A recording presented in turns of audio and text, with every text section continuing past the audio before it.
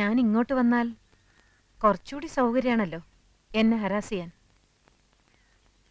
ഒരേ ഡിപ്പാർട്ട്മെന്റിലായതുകൊണ്ട് മറ്റെവിടെയെങ്കിലും വെച്ച് വീണ്ടും കാണേണ്ടി വരും. അപ്പോ അവിടെ ഈ പക കാണിക്കാതിരുന്നാൽ ഉപകാരമായിരിക്കും. ഇപ്പൊ ഇവിടെ വെച്ച് എല്ലാ ദേഷ്യം തീർത്തോളൂ. പുലികൾക്കിഷ്ടം ഇരയെ ഓടിച്ചിട്ട് പിടിച്ച് ആക്രമിച്ച് തിന്നുന്നതാണ്. ഓ, ഇതാര് ഉണ്ണിയാർച്ചയോ? ആർച്ചയുടെ നാവിന്നാണോ കീഴടങ്ങലിന്റെ ആ സ്വരം ഞാൻ കേട്ടത്? എന്തു പറ്റി ആർച്ചയെ ഊരിവാൾ ഇത്ര വട്ടം നുറയിലോട്ടിടാൻ? പിന്നെന്തുണ്ട് വിശേഷം? നേരാങ്ങള ആരോമൽ ചേകവർക്ക് സുഖമാണോ? ഭർത്താവ് കുഞ്ഞിരാമൻ ഇപ്പൊ എന്ത് ചെയ്യുന്നു? ഓ, ഞാൻ ഓർത്തില്ല. ആണിന്റെ തണൽ ഒതുങ്ങാത്ത ഉണ്ണിയാർച്ചയാണല്ലോ ഇത്. ഏതെങ്കിലും ഒരു ആണിനെ അനുസരിക്കാത്താണല്ലോ ഈ ആർച്ചയ്ക്ക് പറ്റിയ കുഴപ്പം. കൊച്ചേ, പാർലമെന്റിൽ സ്ത്രീകൾക്ക് 33 99% സംവരണം ഏർപ്പെടുത്തിയാലും ആണെപ്പോഴും ആണ് തന്നെ. അതോർത്തോളൂ. ഞങ്ങളോട് മതി. എന്ത് മതിയെന്ന്? വീട് തേടി വന്ന ഒരു സ്ത്രീയോട് ഇനിയും ഒറ്റ അടി വെച്ചെന്നാണ്ടല്ലോ എന്നെ പോലീസിൽ പിടിപ്പിക്കുകയും നിന്നെ ആഫീസിലിട്ട് പൂട്ടുകയും ചെയ്ത് ഇവളോട്. അതൊക്കെ കഴിഞ്ഞില്ലേ സാഗറെ? ഓ, കഴിഞ്ഞോ? ഞാനതറിഞ്ഞില്ല. രാമകൃഷ്ണ, നിന്റെ ഉള്ളിൽ ഒരു പെൺകോന്തൻ ഒളിഞ്ഞിരിപ്പുണ്ട്. എനിക്കത് മനസ്സിലാവും. പക്ഷെ സ്ത്രീ എന്റെ ആജന്മ ശത്രുവാണ്. ആ ശത്രുവിന്റെ മേൽ നിങ്ങൾ വിജയം നേടി കഴിഞ്ഞില്ലേ? എനിക്ക് വിജയിച്ച മാത്രം പോരാ, ശത്രുവിനെ കട്ടിച്ച് കേറി താണ്ടവ നൃത്തം ചെയ്യണം. എന്ത് വേണമെങ്കിലും ആകാം. പക്ഷെ ഉച്ചയ്ക്ക് മുമ്പ് ഞാൻ വീടൊഴിഞ്ഞു പോവും. എല്ലാം അതിനു മുമ്പായാ നന്ന്. ഇല്ല മാഡം, ഈ സാഗർ ഒരു പച്ച നിർത്തടാ. നീ എനിക്ക് സർട്ടിഫിക്കറ്റ് ആയിരുന്നോ? ഞാൻ പാവമല്ല, ഞാൻ ഭയങ്കര വൃത്തിയായിട്ടവനാണ്. എല്ലാത്തിനും ഒരിക്കൽ കൂടി ഞാൻ ക്ഷമ ചോദിക്കുകയാണ്. അയ്യോ, അതൊന്നും സാരമില്ലെന്നേ. കാപ്പി കൂടി കഴിഞ്ഞില്ലെങ്കിൽ ഞാൻ ക്ഷണിക്കാം. നമുക്ക് സുഹൃത്തുക്കളായി പിരിയാം.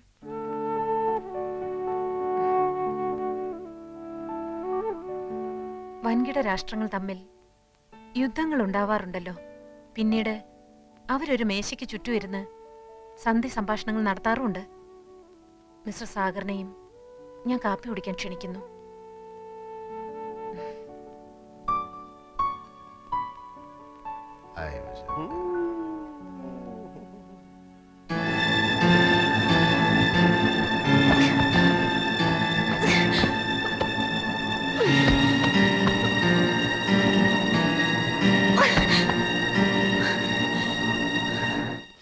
സാറേ, ദേ ആ സാറന്മാര്.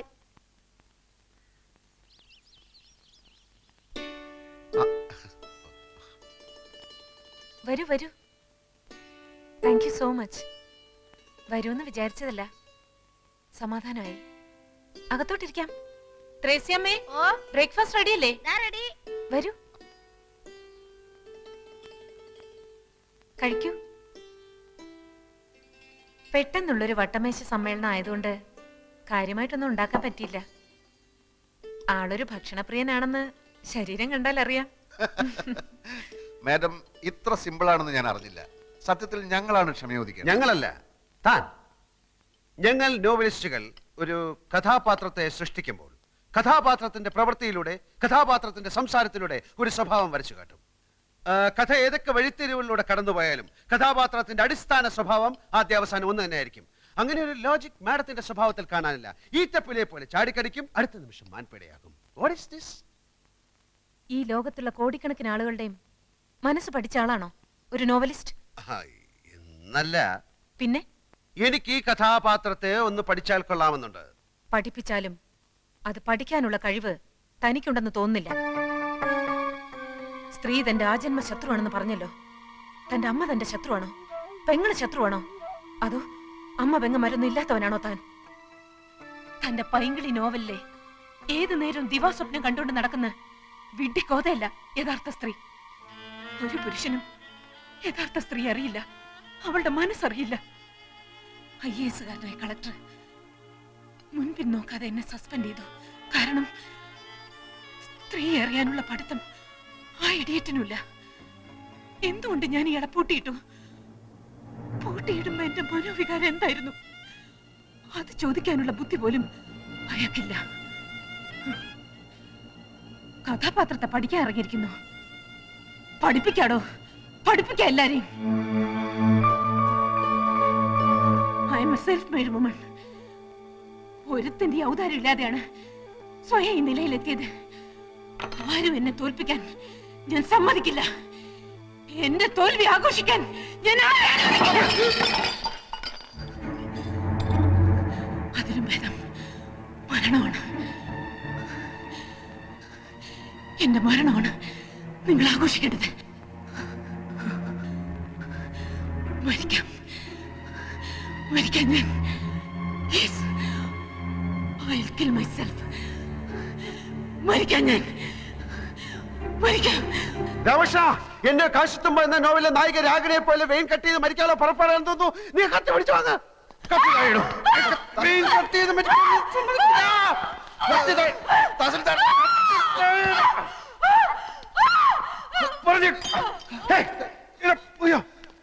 എന്റെ കർത്താവേ, തഹസിൽദാരെ ബലാത്സംഗം ചെയ്യുന്നേ. അവനത് ചെയ്യും. അവന്റെ എല്ലാ നോവലിലും ഉണ്ടല്ലോ 1-2 റേപ്പ്. ഈ എഴുത്തുകാരന്റെ ഉള്ളിലുള്ള ആഗ്രഹങ്ങളാണല്ലോ അവന്റെ രചനയിലൂടെ പുറത്തു വരുന്നത്. സാർ ഒന്ന് ചുമ്മാതിരിക്കുന്നുണ്ടോ? ഒരു തഹസിൽദാരെ വീട്ടിൽ കയറി റേപ്പ് ചെയ്യാനുള്ള ധൈര്യമൊന്നും കോട്ടപ്പുറത്തിനില്ല. അതില്ലാത്തതുകൊണ്ടാണല്ലോ മറ്റൊരുത്തിനെ കൂട്ടുപിടിച്ചിരിക്കുന്നത്. എനിക്ക് വിശ്വസിക്കാൻ മേല. പിന്നെ എന്തുവാടോ പത്രങ്ങളിൽ മുഴുവൻ വെണ്ടക്കയിൽ വാർത്ത കൊടുത്തിരിക്കുന്നത്? അതിന് പത്രം എന്റെ മുഖത്തോട്ട് എറിയുന്ന എന്തിന്? സാറ് വാരികയുടെ ഉടമസ്ഥനും ഞാൻ അതിന്റെ എഡിറ്ററുമാണ്. അല്ലാതെ സാറ് ജന്മിയും ഞാൻ കുടിയാനൊന്നുമല്ല. അത് ഓർമ്മ വേണം. എന്റെ വിഷമം താൻ മനസ്സിലാക്കാത്ത എന്താ? ഈ കിഴങ്ങന്റെ നോവല് വരാൻ തുടങ്ങിയ പിന്നെ നമ്മുടെ വാരിക ഒന്ന് പച്ച പിടിക്കാൻ തുടങ്ങിയത്. ഇവൻ വല്ല കേസിലും പെട്ട അകത്തായ സാഗർ കോട്ടപ്പത്തൻ നോവൽ ഇതാ വരുന്നു എന്നും പറഞ്ഞ് അനൗൺസ് ചെയ്തിട്ട് ആഴ്ച 3 ജയിലിനകത്തിരുന്നു എഴുതാമല്ലോ. താൻ എന്നെ ഭ്രാന്ത് പിടിപ്പിക്കരുത്. ഇത് കേസ് റേപ്പാ. പോലീസുകാർ കൈയും കാലും തല്ലി ഒടിച്ചാ പിന്നെ ശരീരത്തിന്റെ ഏത് ഭാഗം വെച്ചാ എഴുതുന്നേ? പല്ലു വെച്ചോ, അതോ മൂക്ക് വെച്ചോ, അതോ മറ്റേതെങ്കിലും വെച്ചോ? വണ്ടി നിർത്തുള്ളൂ. സർ, മഞ്ചാടി വരിയുടെ മുതലാളി എഡിറ്റർ വന്നിട്ടുണ്ട്. ഓഹോ, വരാൻ പറയൂ. Yes sir. ഭരണകക്ഷിക്ക് പാദസേവ ചെയ്യാനൊന്നുമില്ലടോ ഞാൻ പത്രം നടത്തണേ. ഞാനിപ്പോ പോലീസ് സ്റ്റേഷനിൽ നിന്നാ. ലോക്കപ്പിലൊന്നും അല്ലടോ. സാർ ഇരിക്കണം. ആ, ഞാൻ മഞ്ചാടിയുടെ ഒരു സ്ഥിരം വായനക്കാരനാ. ആണോ? ആ, ഞാൻ മാമച്ച മുതലാളി. ഇതെന്താണ് സാർ സംഭവിച്ചത്? സാഗർ കോട്ടപ്പുറം ലോക്കപ്പിലാണോ? ആളിനെ ഇപ്പോ സർക്കിൾ ഓഫീസിലേക്ക് കൊണ്ടുപോയിരിക്കാം. എന്തിനെ? ഇൻട്രോഗേഷൻ. എന്താ പറഞ്ഞേ? ചോദ്യം ചെയ്യൽ. നമുക്ക് അയാളെ എത്രയും പെട്ടെന്ന് ജാമ്യത്തിനെടുക്കണല്ലോ. ഇനി കോടതിയിൽ നിന്ന് ജാമ്യം കിട്ടൂ. സാറിന് കാപ്പിയോ ചായയോ അത് തണുത്ത വല്ലതും? സദ്യ ഉണ്ണാൻ ഞാൻ വേറൊരു ദിവസം വരാം. ഇപ്പൊ എന്തെങ്കിലും അടിയന്തരമായി ചെയ്തേ പറ്റൂ. എന്റെ മഞ്ചാടി 3 ലക്ഷത്തിൽ നിന്ന് ഒറ്റയടിക്ക് 6 ലക്ഷമാക്കിയതിൽ കോട്ടപ്പുറത്തിന്റെ പങ്ക് ചില്ലറയൊന്നും അല്ല. സാർ, ഈ റേപ്പ് ചെയ്യപ്പെട്ടു എന്ന് പറയുന്ന തഹസീൽദാരുടെ നാവിന്തുമ്പത്ത കോട്ടപ്പുറത്തിന്റെ ഭാവി. പെണ്ണുങ്ങൾക്കാണല്ലോ ഇപ്പൊ നിയമത്തിന്റെ എല്ലാ സംരക്ഷണവും. കോട്ടപ്പുറം സാറും തഹസീൽദാരും തമ്മിൽ നേരത്തെ ഒരു വടംവലി ഉണ്ടായിരുന്നു. അതിന്റെ പ്രതികാരമാവാനും മതി. എന്തായാലും സാർ ഈ തഹസീൽദാരെ ഒന്ന് കണ്ട് ഒരു അമിക്കബിൾ സെറ്റിൽമെന്റ് ശ്രമിക്കുന്നതാ ബുദ്ധി. എന്റെ അനുവാദം ഇല്ലാതെ എന്റെ വീട്ടിൽ കയറിയവനൊക്കെ അതിന്റെ ഫലം അനുഭവിച്ചിട്ടുണ്ട്. ബഹുമാനപ്പെട്ട തഹസിൽദാർ, ഇതൊരു ജീവൻ മരണ പോരാട്ടമാണ്. ഉടൻ വരുന്നു. സാഗർ കോട്ടപ്പുറത്തിന്റെ പുതിയ നോവൽ എന്ന് പരസ്യം ചെയ്തിട്ട് ആഴ്ച 3 കഴിഞ്ഞു. ഞാൻ മാപ്പ് പറയാം, കാല് പിടിക്കാം. കോട്ടപ്പുറത്തിന്റെ പേരിലുള്ള കേസ് പിൻവലിക്കണം. ദയവ് ചെയ്ത് അയാളെ കഥ എഴുതാൻ അനുവദിക്കൂ. ഇനി ഒരിക്കലും അയാൾ കഥ എഴുതരുത്. മലയാള സാഹിത്യത്തിൽ മഞ്ചാടി എന്ന വാരികയ്ക്കും സാഗർ കോട്ടപ്പുറം എന്ന നോവലിസ്റ്റിനും ചവറ്റുകൊട്ടയിലാണ് സ്ഥാനം. 6 ലക്ഷമാണ് ഞങ്ങളുടെ സർക്കുലേഷൻ. അതിൽ കൂടുതൽ സർക്കുലേഷനുള്ള ചവറുകൾ വേറെയുണ്ട്. യഥാർത്ഥത്തിൽ കോട്ടപ്പുറം നിങ്ങൾ റേപ്പ് ചെയ്തോ? Get out. I said get out.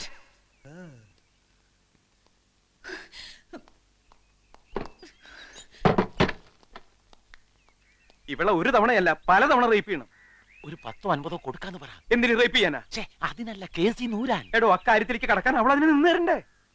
പണം കൊടുക്കാൻ ആദ്യമേ പറയേണ്ടതായിരുന്നു. സാർ ഒന്നുകൂടി ഒന്ന് ശ്രമിക്കും. വേണ്ട. വേണം. വേണ? വേണം.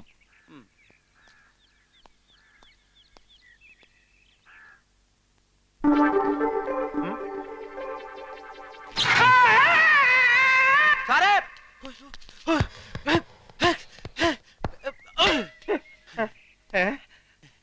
പവർ കട്ട് സമയത്ത് വരാം.